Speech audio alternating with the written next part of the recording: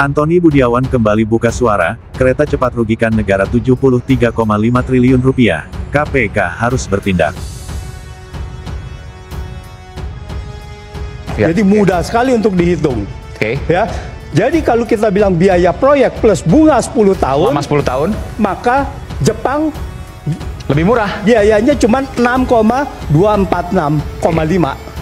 Sementara China 6,325 miliar dolar.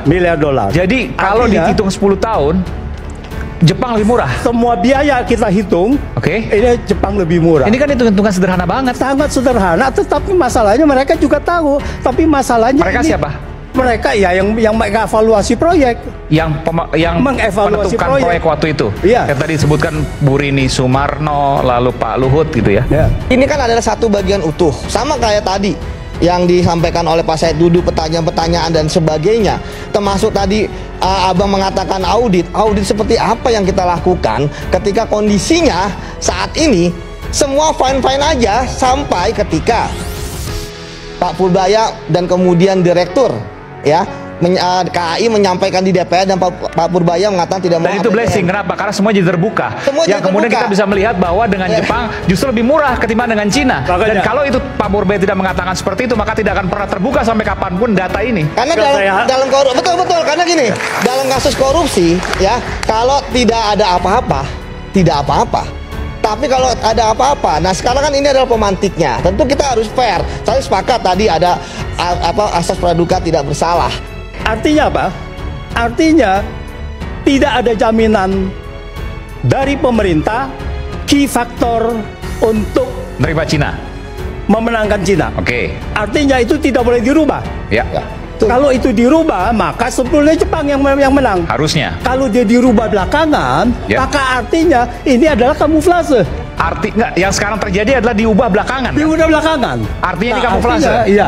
Artinya itu bahwa ini awalnya aja Anda memenangkan, nanti kita rubahlah, nanti saya kasih jaminan lah, kan begitu kan? Artinya dalam bahasa hukum ada pemufakatan jahat. Tidak pada saat descendant solen, tetapi kemudian temponya berikutnya. Dalam perjalanannya ada perubahan. Itu dia. Nah, tetapi memang harus ada whistleblower Pak terkait dengan ini. Bentar. Itu dia kita itu lakukan. Bentar. Kalau seperti itu, apakah indikasi korupsi? Ya, makanya harus ada whistleblower. Enggak, tadi Anda katakan pemufakatan jahat, ada indikasi korupsi. Pemufakatan jelas ya. Jadi Anda katakan bahwa ada indikasi di WUS ini indikasi korupsi. Kalau indikasi pasti ada. Prinsip dasar transportasi massal, transportasi umum itu adalah layanan publik. Ini kita juga harus ngerti, bukan mencari laba. Jadi sekali lagi, transportasi massal, transportasi umum itu tidak diukur dari laba, tetapi adalah diukur dari keuntungan sosial, social return on investment. Apa itu? Tanya pengurangan emisi karbon,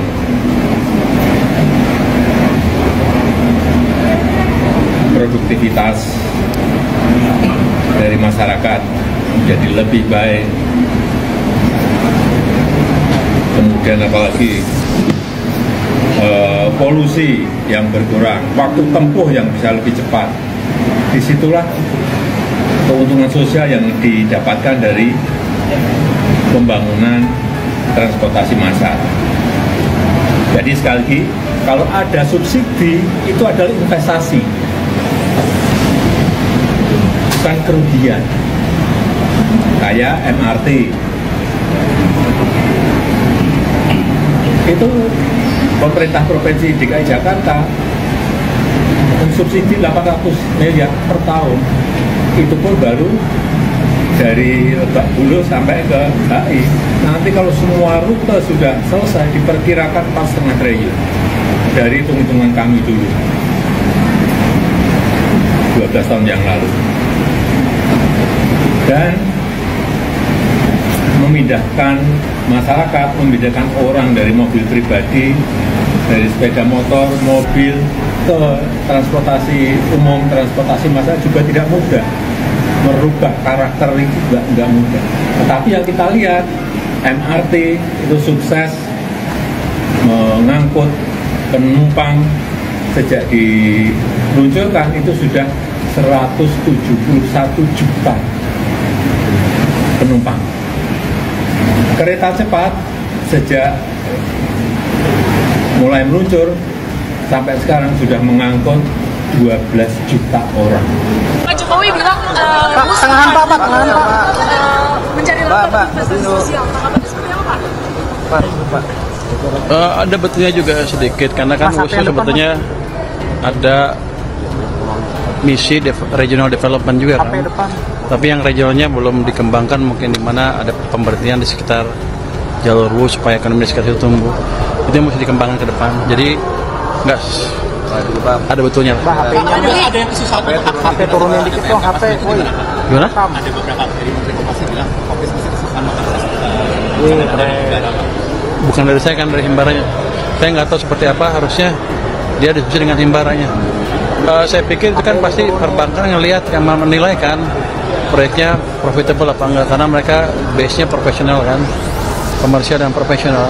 Jadi saya nggak tahu seperti apa masalahnya, tapi nanti harusnya saya, kalau seminggu nggak jalan, saya ketemu mereka. Ketika KPK sebenarnya bisa melakukan investigasi proaktif, apa yang menurut Anda jadi ganjalan KPK kok ya belum riuhnya belum terdengar? Dugaan saya takut. Apa, Pak? Takut pada siapa? Loh, begini loh. Ini sudah rame ya, pada tanggal 12-13 sudah rame ketika Pak Purbaya mengatakan canda bakal juara hutam. Rame itu. Terus muncul beberapa isu, lalu saya ngomong di tanggal 14, sudah hari ketiga. Lalu KPK katanya, kalau Pak Mahfud diminta ngelapor. Untuk apa saya ngelapor? Nggak ada kerjaan. Nggak ada di dalam hukum itu orang wajib melapor. Orang untuk melapor itu hak menurut pasal 108 KUHP. Tapi kalau saya dipanggil, saya mau memberi keterangan.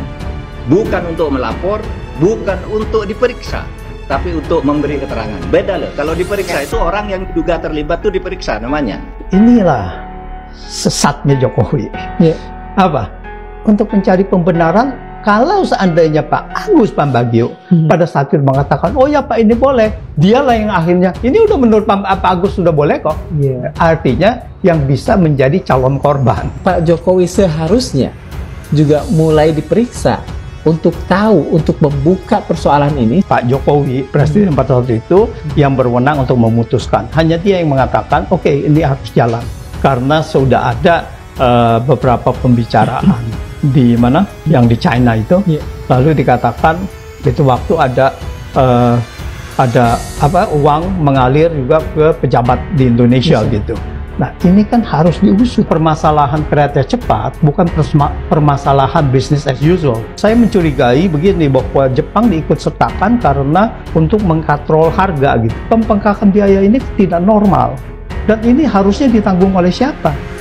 Ditanggung oleh kontraktor atau ditanggung oleh perusahaan konsorsium ini gitu kan? Harusnya adalah tidak ada lagi penambahan-penambahan. Kenapa disetujui gitu? Beban bunga, dan beban bunga untuk operasional ini sangat memberatkan. Kalau dengan Jepang itu 0,1% beban bunganya per tahun gitu. Nah kalau dengan China 2,2% per tahun. 0,1 berapa puluh kali tuh? Jadi 20 kali. Kemudian yang cost overrun, yang pembengkakan biaya, itu malah 34 kali, 3,4% gitu. Kenapa ini bisa diterima? Solusinya menurut saya adalah cuma satu itu. Audit, investigasi, ini adalah sangat penting. Apakah kalau seandainya the markup, apakah markup ini hanya dinikmati oleh inisiatif dari pejabat Indonesia, atau ada kerjasama dengan kontraktor China juga. Nah, kalau ini ada kerjasama, maka kita minta mereka yang mempertanggungjawabkan yang markup itu. Jadi nilai proyeknya jadi turun lagi. Managing Director Political Economy and Policy Studies PEPS Antoni Budiawan kembali menegaskan proyek kereta cepat Jakarta-Bandung KCJB telah terbukti merugikan keuangan negara dalam jumlah besar. Antoni menyebut proyek tersebut tidak hanya bermasalah secara teknis dan finansial, tetapi juga terindikasi kuat melanggar sejumlah peraturan perundang-undangan dan berpotensi mengandung unsur tindak pidana korupsi. Proyek KCJB bermasalah besar, diduga melanggar sejumlah peraturan perundang-undangan, dan terindikasi kuat ada tindak pidana korupsi, ujar Anthony, Senin, tanggal 27 Oktober tahun 2025. Dikatakan Anthony, proyek KCJB yang sejak awal sudah kontroversial itu direkayasa agar penawaran dari pihak China keluar sebagai pemenang, padahal nilai dan bunga pinjamannya jauh lebih mahal dibanding penawaran Jepang. Anthony menjelaskan, dua negara, Jepang dan China, sama-sama terlibat dalam penawaran proyek kereta cepat sepanjang 142,3 km itu. Keduanya menawarkan skema pembiayaan pinjaman sebesar 75% dari total nilai proyek, dengan masa tenggang grace period 10 tahun dan jangka waktu cicilan pokok selama 40 tahun. Namun, perbedaan mencolok terdapat pada suku bunga pinjaman dan total biaya proyek. Jepang menawarkan biaya proyek sebesar 6,2 miliar dolar AS, dengan bunga pinjaman 0,1% per tahun. Sementara China menawarkan biaya proyek awal sebesar 5,5 miliar dolar AS, yang kemudian naik menjadi 6,07 miliar dolar AS, dengan bunga pinjaman 2% per tahun. Bahkan meningkat menjadi 3,4% untuk pembengkakan biaya, cost overrun, sebutnya. Lanjut Anthony, pembengkakan biaya proyek yang disepakati mencapai 1,2 miliar dolar AS, sekitar 19,5 triliun rupiah. Sebesar 75% dari pembengkakan itu juga dibiayai dari pinjaman dengan bunga tinggi, yakni 3,4% per tahun, atau 34 kali lebih besar dari bunga pinjaman Jepang. Selama masa grace period 10 tahun, KCJB hanya membayar bunga pinjaman saja, belum cicilan pokok. Jadi total bunga yang dibayar sangat besar, jelas Anthony. Jika dihitung totalnya selama masa konsesi 50 tahun, biaya proyek versi Jepang hanya 6,34 miliar dolar AS, sedangkan versi China mencapai 10,85 miliar dolar AS, lebih mahal 4,51 miliar dolar AS, atau 71,2% lebih tinggi.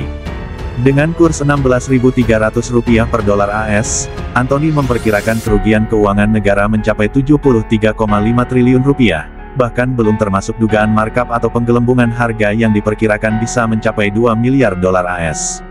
Anthony menegaskan, dengan kerugian sebesar itu, Komisi Pemberantasan Korupsi (KPK) tidak boleh diam. Dengan sengaja memenangkan pihak China yang jelas-jelas lebih mahal merupakan tindakan merugikan keuangan negara secara nyata dan pasti, Anthony menuturkan.